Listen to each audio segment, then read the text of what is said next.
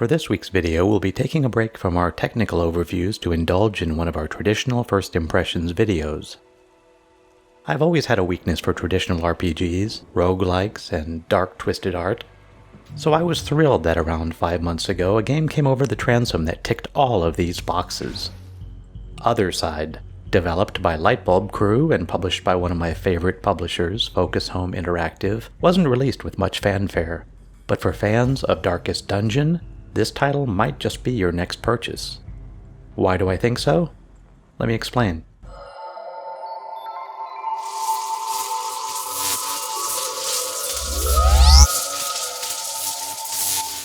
As I started to put together my thoughts and impressions of the game, I quickly realized that there is an underpinning to a lot of games, but especially to roguelikes, that it would be negligent of me to not focus on.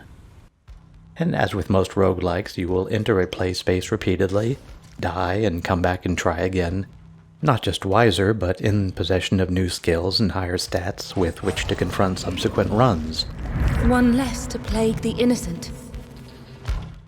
Then after you spend enough time beating your head against the same levels over and over until you've become a Sisyphus with carpal tunnel, you progress through various gating mechanisms until you finally finish the game. And at this point, of course, often a New Game Plus or an endless endgame will await you. So to me, the most important thing to cover is the moment-to-moment gameplay, since that's what you'll be doing the vast majority of the time. And from that perspective, Othercide is so far a successful title. On each day of your run, called a recollection, you will dispatch one or more team members into a selection of missions of varying type.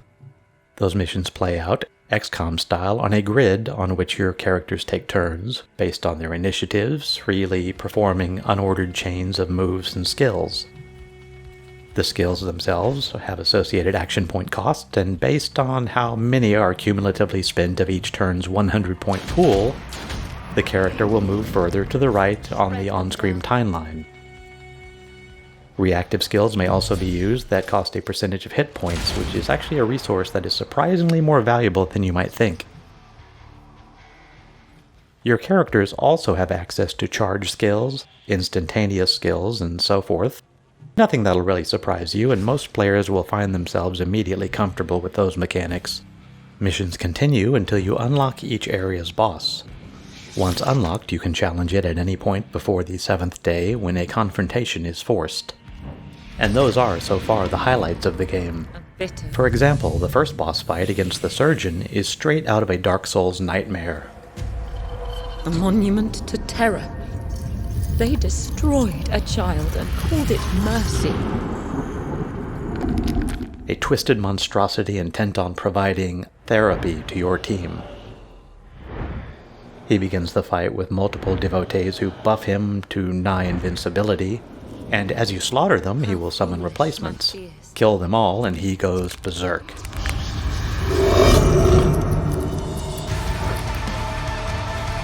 Lashing out with hysterical slashing scalpel attacks. On my first attempt, I only managed to knock him down to around 40% health before the inevitable team wipe. And falling to any boss ends your entire dungeon run. And this naturally leads me to the second important factor for this style of game, its progression system. So we begin again. A well-balanced title should allow progress enabled by a mix of skill and persistence.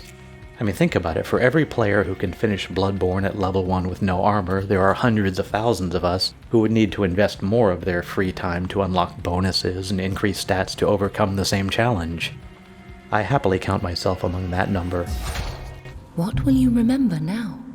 Fortunately, Othercide features flexible progression mechanics that are both interesting and rewarding. At the start of each run, or recollection, you can enable any unlocked global buff for a cost. These can provide extra HP for every character and so on. You are then provided a full set of level 1 archetypes to begin with, and the game starts anew. But here's the catch. You can begin leveling these buffed level 1s or revive a slain character at the cost of a rare resurrection token. The first time I brought back a level 6 gunner from the dead, I felt a moment of satisfying power before vastly overplaying my hand and losing her almost immediately. Now here's the scary bit. At normal difficulty, your characters don't heal between fights. forcing you to sacrifice a character of the same level or higher to boost its stats and heal it. At easy difficulty, your team members are healed 50% after each fight, which is much easier. You can birth new team members at a cost to increase your roster size for sacrificing or leveling purposes. On each day in between missions that earn your team members XP, you have the option to manage that team, continue until death, or sacrifice your run for more crystals to spend on the next run. Now, the story. So far, I would kind of describe it as a Souls Lovecraftian endeavor that delights in its obscure metaphysical foundations and vague psychological themes of sorrow and sacrifice. In it, you are a mother, possibly a red mother, who brings into creation her quote-unquote daughters, who are your team members, to fight the corruption of the sorrow.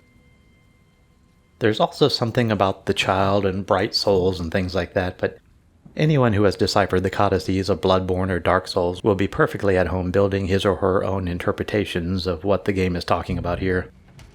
The setting is appropriately dark and foreboding and filled to the brim with twisted environments, props, and enemies. The color palette is largely limited to black, white, and red, and it's a daring choice, but one that I think pays off and lends the game this distinctly stark appearance. Please note that the game doesn't appear to have any Series X or Series S specific enhancements that I can find, and appears to run as a 1X in backwards compatibility mode. Additionally, Auto HDR will be automatically engaged on one of those machines to brighten up the image and supply greater contrast. It makes a pretty good difference.